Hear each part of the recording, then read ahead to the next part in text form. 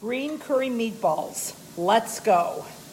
What goes into this? I like light and dark meat. You get the flavor from the dark meat, you get some lightness from the light meat, but you can do all dark or all light. We're gonna saute it in olive oil, but not before adding green curry paste, garlic, basil, green onions, red pepper, coconut aminos, and arrowroot. So really, you put it all together and you mix it, and I forgot to say salt. By the way, you can absolutely do a hand mixer to do this or a paddle attachment, and some people do it, but I just kind of like using my hands. Let's get it all in here. So here we are, we're mixing it all up, and the next thing we're gonna do is make meatballs. It's kind of hard with this dish to get a really round meatball. You get a little bit more of a disc, but I'll tell you what, you're gonna love it, and you're gonna make it again and again. So I'm gonna do little pulls. I'm gonna tell you a funny story, which is I always use a food scale. A little bit funny about it. Guess what happened? My food scale is broken. So that's the thing you gotta remind yourself about cooking, is it's always changing, always new things are happening, and you gotta roll with the punches. You can always put a little oil into your hands because a chicken, of course, sticks.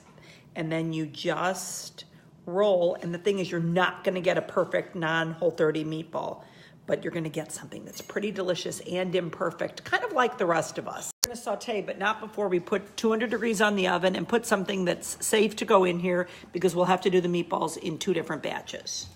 So let's go ahead and do it. Let's not totally crowd the pan. And they're gonna flatten out a little bit, so don't be disappointed. It's just sort of what happens with a non-breadcrumbed meatball. And let's really, all we're doing is browning them on each side, searing them in. Let's do this. I got them browned.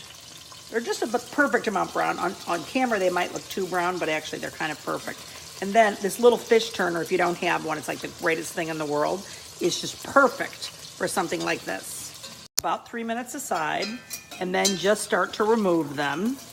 And look, if you get fancy and you try to remove 2, sometimes that happens. So I happen to love this little tiny baby spatula. I know it's a cheese slicer, but I can't help it.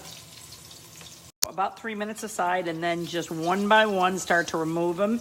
And I'm gonna put this white tray in the oven. Of course, they're not cooked through, by the way, at 200 degrees while I do the other batch.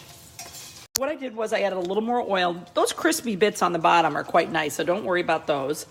And I just added a little bit more, and we're gonna get these another 3 minutes aside, and then we're gonna keep going. So what I'm gonna do is add the onions. Now, you see how that's all on the bottom? See how that looks that way? Well, oh, we want all of it, so don't worry. And we're gonna deglaze the pan in the end and get this bit of goodness. It's gonna add a lot of flavor to the dish.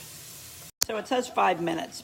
It's possible it's gonna be less because this is really gonna brown the onion up, and you see how I'm scraping these wonderful, beautiful bits. Oh my gosh, I can't wait to eat this.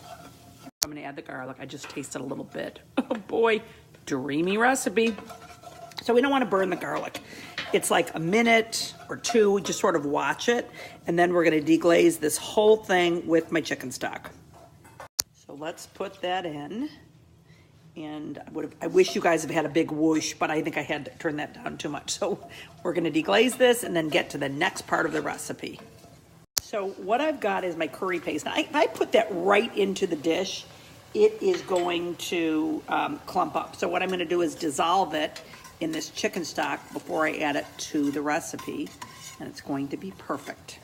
So here's the green curry paste, and then I'm gonna add my coconut milk and coconut cream. And like I said, if you can only do one or the other, that's fine. I sort of like the mixture of these.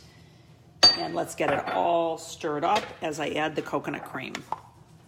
Add lime juice, coconut aminos. If you like fish sauce, I'm allergic to it, I would add it now. And I'm doing red pepper flakes because I like a kick, but if you've got kids, you can skip that all together. Let's add the meatballs. Oh, I don't want them to plop. And let's, even when we do, let's try to get this up because all of this like goodness is just gonna add to the flavor. So what I did was took a little chicken stock and poured it all over here, because that is gonna add to the depth of flavor and make this so fabulous. Let's get all of this simmering. We're gonna cover it, simmer it even just on low for 20 minutes. So these have just come off, it looks spectacular. Let's put some fresh herbs on it. Squeeze a little bit of lime and stick it in. This is great without anything, but just a bowl of this is so delicious. Okay, finished product, and it looks great. It's wonderful just like this. You can have it on cauliflower rice. I finished it off with fresh herbs, basil and cilantro, but you can use something else, and also with lime. When you make it, because you're going to want to, be sure to tag me at nocrumbsleft and use the hashtag nocrumbsleft so that I can join in the fun and find you. And by the way, we're doing things like this at nocrumbsleft all of the time, so definitely come find me.